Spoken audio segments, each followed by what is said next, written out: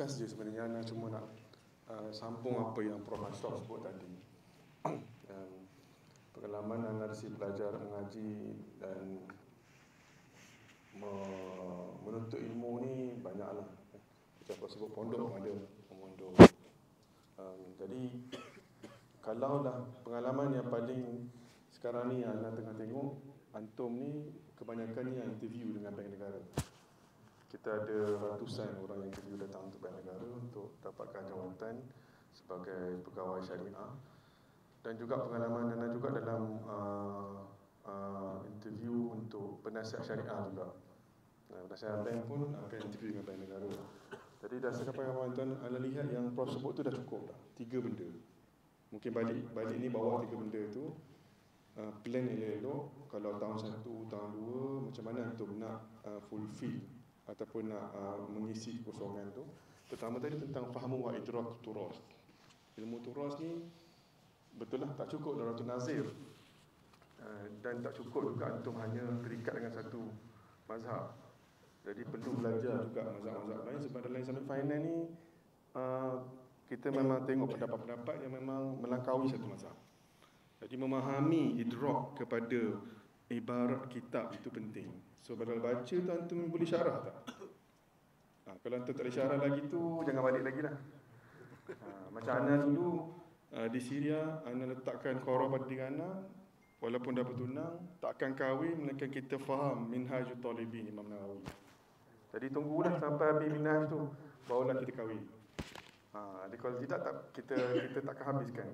Jadi Tok Guru pun faham, kata ni Syekh Nizam nak kahwin ni, kita kena cepat-cepat baca ni. Kalau tidak tak kahwin dia.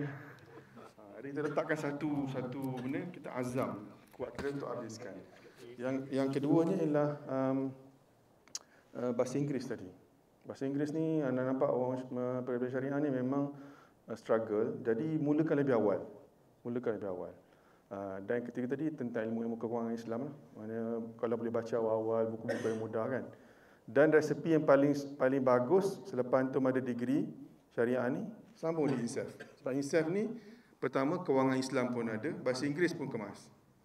Insaf ataupun UAE ke apa kita rasa insaf lah ini kan. Ditajuk oleh insaf. So kita kena. So kalau insaf ni bagusnya sebab ada pengalaman industri juga. Jadi industri punya experience tu penting, dia bukan theoretical tapi industri. So kalau antum sekadar syariah saja tu antum akan bersainglah dengan yang lain dan antum tak mampu untuk memahami, menasihati dan seumpama. Dia ni penting bagi anda nak dari segi macam mana antum nak susun jalan antum. Macam anda dulu sendiri lepas anda susun jalan anda sendiri. Nak belajar tahu apa yang diperlukan ketika itu zaman itu kan. Jadi kita susun zaman kita. Kita pun tanya orang lama macam mana. Kat mana anda nak belajar ni? Macam mana anda nak belajar ni? So kita kena ada usaha sendirilah. Tak bolehlah kita harap orang nak susun kita kan. Kita kena susun jalan kita sendirilah. Dan yang terakhir ialah gabungan tiga-tiga ilmu tu kan. Dia kena faham macam professional correlation, kaitan dan causation yang menyebabkan sesuatu tu berlaku. Itu penting tahu. Soalan kenapa, bagaimana itu penting dalam memahami syariah dan juga hubungan syariah dengan kewangan tu. Jadi pertama basic muamalah kena settle lah. Tahulah apa dia, kenapa ulama tak benarkan begitu dan larang begitu dalam muamalat contohnya.